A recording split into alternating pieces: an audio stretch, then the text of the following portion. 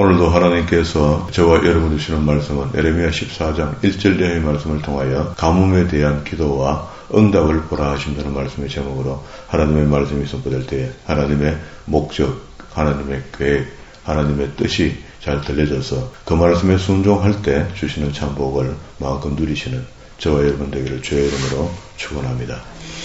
오늘 우리가 봐야 될 말씀은요, 에레미야가 12단락의 설교 형태의 글을, 하나님의 말씀을 선포하는데 그 중에 6번째입니다.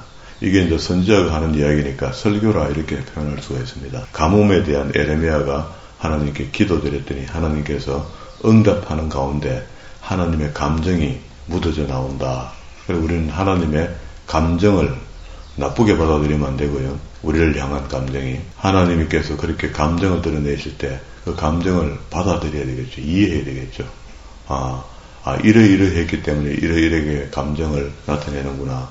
그러면 우리가 이렇게 안 해야 되겠구나 하는 생각이 들면은 그 은혜의 말씀이 되는 겁니다. 지난 시간의 주제는 다가올 심판에 대한 비유였는데요. 뱃띠를 보여주면서 뱃띠가 물 속에 들어가 있다가 보면은 상하게 되죠. 상하게 된 뱃띠는 쓸 곳이 없다 하는 그런 의미의 비유죠. 그러면 우리도 하나님 안에서 거룩하게 쓰임받을 때는 좋잖아요.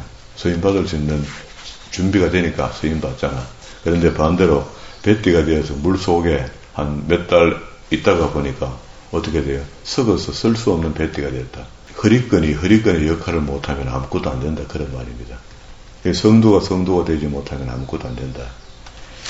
두 번째 비유로는 가죽 푸대를 이야기했습니다. 가죽 푸대 속에다가 포도주를 가득 넣어 놓을 테니까 먹고 취해라 이렇게 했는데 그 이야기는 13절의 후미에 보면은 주민과 다윗의 왕위에 앉은 왕들과 제사장들과 선지자들과 예루살렘의 모든 주민으로 잔뜩 취하게 하고 했거든요. 그래서 피차 서로 싸우게 된다. 그러니까 이제 여기 가죽 푸대에 가득 담긴 포도주를 마음대로 먹고 취해서 자기들끼리 내란이 일어나도록 그렇게 한다.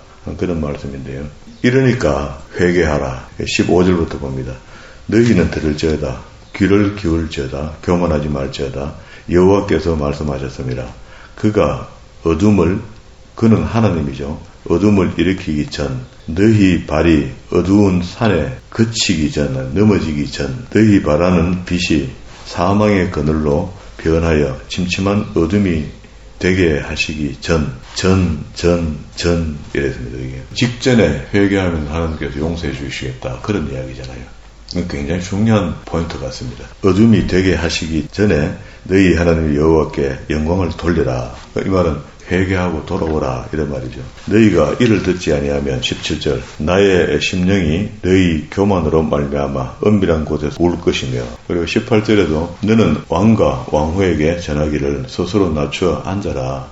관 곧 영광의 면류관이 내려졌다. 그렇게 교만한 왕, 교만한 왕후 이런 겁니다. 그렇게 이스라엘이 멸망의 원인 중에 하나도요 교만인데, 그 교만이 이스라엘의 기부녀들, 잘 나가는 사람들의 부인들, 여자들이 그 타락함으로 하나님께서 그걸 치신다 하는 것도 있거든요. 여기도 이야기를 그렇게 합니다. 그리고 이 죄악은 그만 이렇게 회개하지 않으면 반드시 심판이 따라간다. 20절에 너는 눈을 들어 북방에서 오는 자를 보라. 북방에서 오는 자가 바벨론이니까 바벨론이 단숨에 이걸 점령하는 것이 아니고 1차, 2차, 3차에 대해서 공격에서 3차에서 전멸당하잖아요. 그러면 1차가 내려오고 2차가 내려올 때는 기회가 있는 거죠. 그래서 여기에 어둠이 일으키기 전, 어둠이 산에 그치기 전, 그리고 또 천천한 어둠이 되게 하기 전 회개하라는 겁니다. 21절 중간에 내가 고통에 사로잡힘이 산고를 겪는 여인 같지 않느냐. 아이가 곧 태어나기 전에 많이 아픈 것처럼 그렇게 고통을 얻으면서도 회개 안 한다는 겁니다. 내가 마음으로 이르기를 어찌하여 이런 일이 내게 닥쳤는고 하겠으나 내 죄악이 크므로 내 치마가 들리고 내 발꿈치가 상함이니라. 치마가 들린다는 말은 수모를 당한다 그런 말입니다. 23절 구수인이 그의 피부를 표범이 그의 반점을 변하게 할 수 있느냐. 우리가 원천적으로 태어날 때부터 흑인인데 그걸 백인으로 만들 수 없다는 거예요. 닦아서. 표범이 얼룩무늬가 그걸 문대서 얼룩무늬를 지울 수 없다. 악에 익숙한 너희도 선행을 할 수 없을진데 악에 익숙한 너희도 선을 행할 수 있으리라 하는 것은 기회가 있다는 이야기죠. 그 선을 행하려면 먼저 회개가 필요하다. 그러므로 내가 그들을 사막 바람에 불려가는 검풀같이 흩어버리겠다. 황망한 사막에 풀이 띠굴띠굴 구불러가는 데 있잖아요. 그런 모양으로 만들겠다. 25절에 여호와의 말씀이라. 이는 내 몫이요 내가 헤아려 정하여 내게 준 분기시니 내가 나를 잊어버리고 거짓을 신뢰하는 까닭에 그래 됐다. 그럼 우리는 이제 거짓을 신뢰 안 하면 되겠죠. 바르게 알면 되겠죠. 27절 중간에도 화 있을진저 예루살렘에서 내가 얼마나 오랜 후에 정결하게 되겠느냐. 상황이 이런데도 회개하지 않는 그 백성들에게 이야기를 하는데요. 뭐 위정자들 이런 사람들이겠죠. 이게 상황이 이 정도로 어려워지는데도 그런데도 정신 못 차리고 안 돌아오냐 이렇게 얘기를 합니다. 그러면서 오늘 읽었던 우리 본문의 말씀으로 왔는데 여기에는 하나님께서 이러한 백성들에게 심판의 일환으로 가뭄을 준 거야. 가뭄을 줬더니 가뭄이 일어나도 백성들이 깨닫지 못한다. 그런 이야기입니다. 읽었던 본문 속에 2절에 보면은 유다가 슬퍼하며 성문에 무리가 피곤하여 땅 위에 애통하니 예루살렘의 부르짖음이 위로 오르도다. 귀인들은 자기 사원들을 보내어 물을 얻으려 하였으나 그들이 우물에 갔어도 물을 얻지 못하여 빈 그릇으로 돌아오니 가뭄이 났으니까 당연히 우물의 물도 마르게 되죠. 4절에 땅에 비가 없어 지면이 갈라지고 6절에 들나귀들은 벗은 산 위에 계는데 나무가 초목이 다 죽었다 그런 말입니다. 그래서 그 위에 서서 성냥이와 같이 헐떡이며 풀이 없으므로 눈이 희미해지면서 좀 있으면 죽겠죠. 이런 상황이 됐는데 이때에 에레미야가 이렇게 어려워지는 상황을 보면서 하나님께 기도합니다. 여호와여 7절 우리의 죄악이 우리에게 대하여 정은할지라도 주는 주의 이름을 위하여 일하소서. 우리의 타락함이 많으니이다. 우리가 주께 범죄하였나이다. 이게 에레미야는 알지만 다른 사람들은 모르죠. 얼마나 잘못된 것을. 그것을 선지자가 일깨워줘야 되니까 하나님의 책망의 음성을 대변하잖아요. 대변하니까 에레미야 말이 듣기 싫으니까 에레미야를 때리고 잡아넣고 이렇게 한다는 겁니다. 핍박한다는 겁니다. 8절에 이스라엘의 소망이시여 고난당한 때에 구원자시여 어찌하여 이 땅에 거류하는 자같이 하룻밤을 유숙하는 나그네같이 하시나이까. 어찌하여 놀란 자 같으시며 구원하지 못하는 용사 같으시나이까. 여호와여 주는 그래도 우리 가운데 계시고 우리는 주의 이름으로 일컬음을 받는 자이오니 우리를 버리지 마옵소서. 이게 이제 에레미야가 탄식하듯 기도 이렇게 하니까 하나님께서 응답하시는데요. 응답할 때는 그래 기도하면은 좋도록 응답해주면 얼마나 좋습니까? 그래 알았다. 그러면 니를 봐서 내가 봐줄게.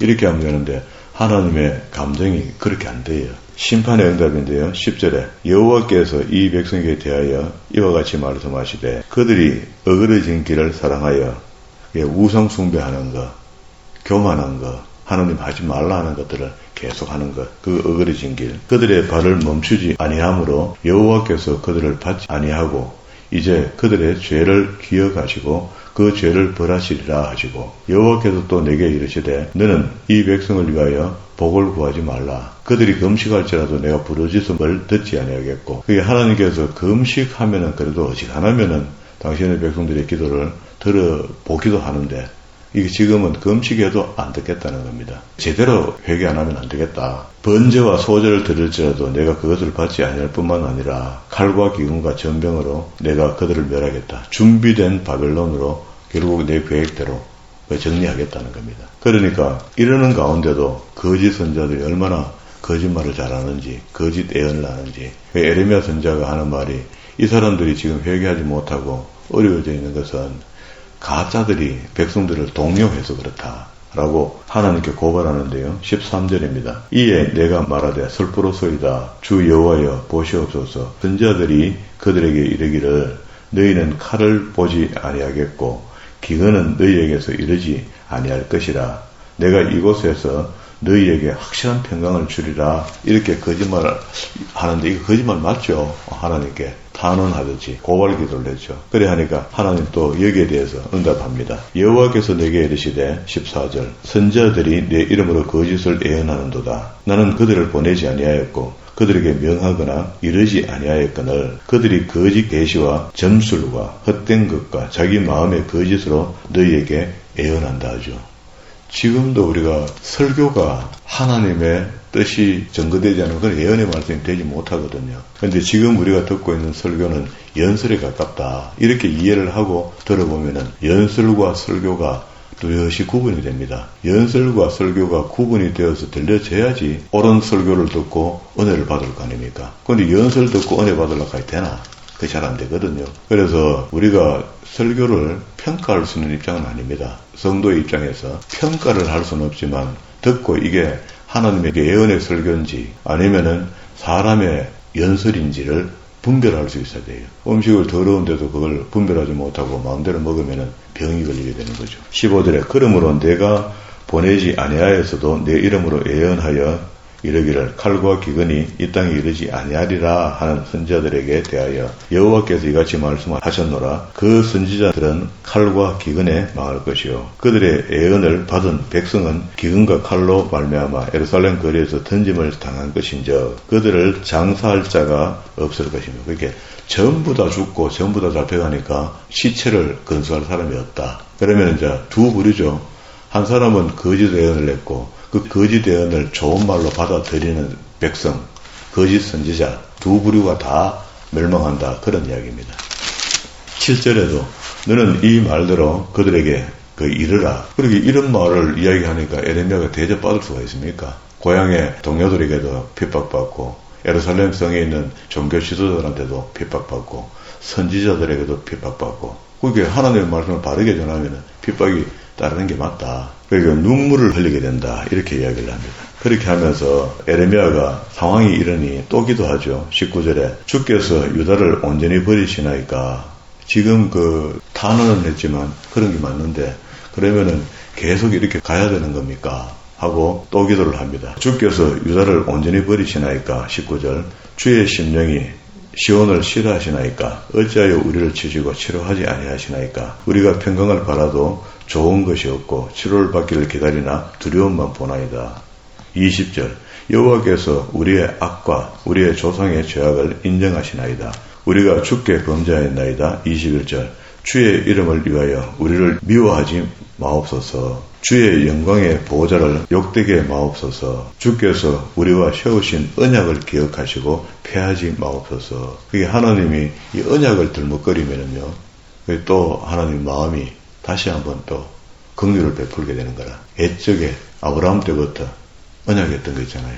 그 언약이 쭉 지속돼 내려오면서 시내산에서 다시 법조하시기 준 것까지, 그죠? 그러면서 그 중간에 서임받은 종들이 있잖아요.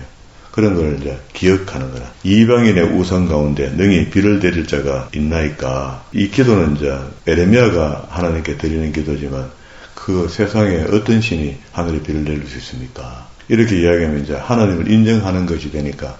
그리고 에레미야의 마음만 보면은 하나님이 이 땅에 긍휼을 베푸면 되죠. 되는데 많은 사람들이 죄악으로 몰려서 회개하려 가도 회개를 안 하니 하늘이 너희 소나기를 내릴 수 있으리까. 우리 하나님 여호와여 그리 하는 자는 주가 아니시나이까. 하나님밖에 그렇게 할 수 없다. 이렇게 하나님께 탄원하듯 기도하니 15장 1절에 멸망으로 하나님께서 응답합니다. 이건 어쩔 수 없다. 여호와께서 내게 이르시되 모세와 사무엘이 내 앞에 섰다 할지라도 내 마음은 이 백성을 향할 수 없다. 이게 어지간하면 모세, 어지간하면 사무엘이 이런 경건하고 거룩한 사람들이 와서 기도했을 때마다 하나님께서는 그 기도를 다 들어주셨거든요. 지금은 안 된다는 겁니다. 그러니까 쭉 내려가서 3절에 여호와의 말씀이니라. 내가 그들을 네 가지로 벌하리니 곧 죽이는 칼, 개와 공중의 새와 짐승으로 하겠다. 아주 처참하게 정리하겠다. 4절에 유다왕 히스기야의 아들 므낫세가 예루살렘에 행한 것으로 말미암아 이게 왜 우상 숭배하고 막 못난 짓을 얼마나 많이 했습니까? 선지자를 톱으로 살해 죽였다는 이런 전설도 있거든요. 말미암아 내가 그들에게 세계 여러 민족 가운데서 흩으리라. 5절에 예루살렘아 너를 불쌍히 여길 자가 누구며 너를 위해 울 자가 누구며 돌이켜 내 평안을 물을 자가 누구냐. 여호와께서 이르시되 내가 나를 버렸고 내게서 물러갔으므로 내게로 내 손을 펴서 너를 멸하였노니 이는 내가 뜻을 돌이키기에 지쳤다. 이 천년이 걸렸으니까 휴부하고 돌아오라 내 백성들아, 돌아오라 내 백성들아. 천년을 불렀는데도 기똥도 안 했다는 겁니다. 멈췄도 안 했다는 겁니다. 계속 자기 갈 길을 갔다는 거예요. 내가 그들을 그 땅에 여러 성문에서 키로 까불려 치는 거 있잖아. 축축 치면은 이제 알곡은 알곡대로, 죽정이는 죽정이대로. 그래 까불러서 그 자식을 끊어서 내 백성을 멸하였나니. 두 번째 8절에 그들의 가부가 내 앞에서 바다 모래같이 더 많아진다. 이 말은 전쟁이 일어나면 남자들이 전쟁에 나가잖아요. 칼을 들 만한 사람. 그게 부인이 있는 사람들이 전쟁에 먼저 나가죠. 나가면은 남자들이 전쟁에서 죽으면은 가부가 꽉 만들어지다. 그게 모래알같이 많아졌다. 그러니까 가부에게 딸린 것들은 또 아들이잖아요. 아이들, 째면한 아이들. 힘도 없으니까 다 죽는 거죠. 9절에 7을 낳은 여인에게 쇠약하여 기절하게 하며 아직도 대낮에 그의 해가 떨어져서 그에게 수치와 근심을 당하게 하는 일이 벌어지는데, 세 번째 남은 자는 그들의 대적의 칼에 붙이겠다. 이래 죽고 저래 죽고, 그리고 일부 남아있으면은 점령자의 칼에 다 죽게 된다 라고 이야기하니까 예레미야가 10절부터 14절에 에카 하면서 5번째 에카를 합니다. 슬픈 노래를 부르는 거죠. 야, 이게 안 되는갑다 하고 부르게 되는데, 우리는 이 이야기의 연장선상에서 9절 끝에서 15절로 간다 하고, 이때 이제 예레미야가 앞에 자기가 10절에 보면은 내가 내게 재앙이로다 나의 어머니여, 어머니께서 나를 온 세계에 다투는 자와 싸우는 자를 만날 자로 낳았다. 11절에 여호와께서 이르시되 내가 진실로 너를 강하게 할 것이요 너에게 복을 받게 할 것이며 내가 진실로 내 원수로 재앙과 환난의 때에 내게 강구하게 하리라. 누가 너희 곧 북방의 철과 노를 꺾으리요. 그러나 내 모든 죄로 말미암아 내 국경 안에 모든 재산과 보물로 값 없이 탈취를 당하게 할 것이며 내 원수와 함께 내가 알지 못하는 땅에 이르게 하리니. 이 알지 못하는 땅은 바벨론입니다. 알지 못하는 소리, 방언, 그죠? 이는 나의 진노의 맹렬한 불이 너희를 사르려 합니다. 여기 하나님의 심판이 이렇게 임하고 있는데도 이렇게 되니까 이제 하나님께 여러 번 기도를 드렸죠. 예레미야가 드렸는데 이번에는요 15절에는 이렇게 얘기합니다. 나라도 살아야 되겠다. 예레미야가 마지막 때니까 이게 사람이죠. 이게 성경입니다. 사실을 기록해놓은 거니까. 여호와여 주께서 아시오니 원컨대 주는 나를 기억하시며 돌아보사 나를 박해하는 자들에게 보복하시고 주의 오래 참으심으로 말미암아 나로 멸망하지 아니하게 하옵시며 주를 위하여 내가 부끄러움을 당하는 줄 알아주시면 좋겠습니다 하고 나를 구원하여 달라는 거예요. 개인적인 기도를 하나님께 합니다. 만군의 하나님 여호와시여 나는 주의 이름으로 일컬음을 받는 자라. 내가 주의 말씀을 얻어먹어사오니 주의 말씀은 내게 기쁨과 내 마음의 즐거움이옵니다. 18절로 내려갑니다. 나의 고통이 계속하여 상처가 중하여 낫지 아니하면 어찌 됨이니까. 주께서 내게 대하여 물이 말라서 속이는 시내 같으시니까. 여기 하나님께 이렇게 기도했어요. 기도했더니 하나님이 응답하는데 이번에는 위로해요. 예레미야에 대해서는 위로하는 겁니다. 19절에 여호와께서 이와 같이 말씀하시되 내가 만일 돌아오면 내가 너를 다시 이끌어 내 앞에 세울 것이며 내가 만일 헛된 것을 버리고 귀한 것을 말하면 너는 나의 입이 될 것이라. 그러니까 예레미야도 막판에 나라도 살아야 되겠다 하는 그런 기도를 하나님께 드리니까 하나님께서 예레미야 입장을 이해하고 그래도 네가 지금 어떻게 해요? 된 것을 버리고 잘못된 생각을 내려놓고 귀한 것을 말한다면 너는 내 입이 되게 되겠다. 계속해서 선자 역할을 하게 된다. 이렇게 이야기를 합니다. 그들이 내게로 돌아오려니 너는 그에게로 돌아가지 말지니라. 20절 내가 너로 이 백성 앞에 견고한 노성벽이 되게 하리니. 처음 소명받을 때 주신 거죠. 계속해서 이 말씀을 하시면서 네 할 일 똑바로 해. 그런 말이죠. 지금도 목회자들이 똑같습니다. 하나님의 일을, 하나님의 예언의 말씀을 바르게 전가한다는 것. 오늘도 우리 설교 전체 다가 어두침침하고 다 멸망한다 하고 다 죽는다 하고 경고하죠. 그러게 하나님의 뜻과 하나님의 섭리가 기독교인들의 삶에서 안 나타나게 살아가는 그걸 갖고 그래 살면서 나는 기독교인이다 이렇게 안 되는 겁니다. 그래서 우리가 구원받았으니까 구원받은 사람은 빛, 소금, 향기, 등대 이런 역할을 이렇게 베드로가 이야기하는데 하나님의 선전파의 역할을 해줄 때 그 영광이 나타나는 것이고 가치가 있는 것이지. 그렇게 살지 않으면서 입으로만 나는 구원받은 사람이고 나는 크리스천이고 예수 믿는 사람이다. 이거 갖고는 안 된다는 겁니다. 그렇게 믿은 사람은 어디 가서도 그 역할을 감당하게끔 되어 있을 때 큰일 하라는 거 아니잖아요. 우리 삶에서 저 사람 보니까 아브라함이 들었던 소리잖아요. 너희 하나님과 함께 안 해. 당신 보니까 하나님이 함께 안 해. 그게 당신이 최근에 주변에 생기는 일들이 그 이적과 기적 같은 일 아닙니까? 세상 사람들이 이 관계에서 있을 수 없는 일들이 그런 관계 속에서 이루어진다는 것은 그런 관계를 하나님께서 만들어주시면서 하나님을 찬양하라는 겁니다.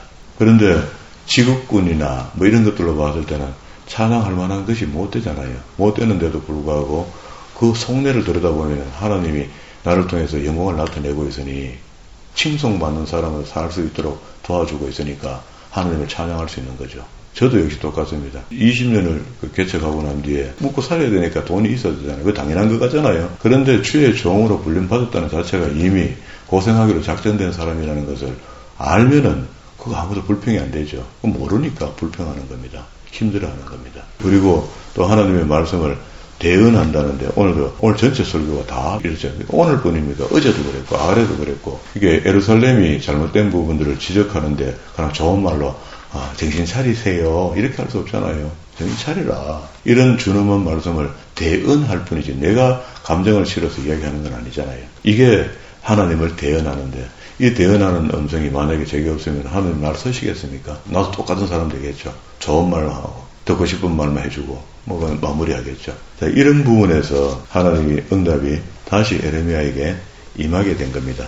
그래서 하나님은 처음부터 여전히 옛날에 아브라함에게 주신 언약이 변질 없이 그 언약을 하나님께서 지키겠다고 그 언약의 뿌리를 가지고 이야기하는 것처럼 오늘도 우리에게 똑같은 그게 성경에 있는 이야기로 우리가 바르게 살아가고 또 성경에 있는 말씀대로 살기를 원하시는 게 하나님의 뜻이지 성경을 왜곡되게 가리키고 성경을 왜곡되게 지키는 변질된 삶을 갖다가 하나님 바라시는 거 아니거든요. 그게 결국 지금도 많은 종들이 하나님 뜻대로 살았다 하는데 그게 잘되고 잘되고 또 잘되고 또 잘되고 또 잘되면은 어느 목사가 안 하겠습니까? 그 일을 진실로 할 때 하나님이 기뻐하시거든요. 그러면은 그걸 고르려면은 어떻게 해요? 고난을 주는 겁니다. 목회자 가정에 고난이 웬 말입니까?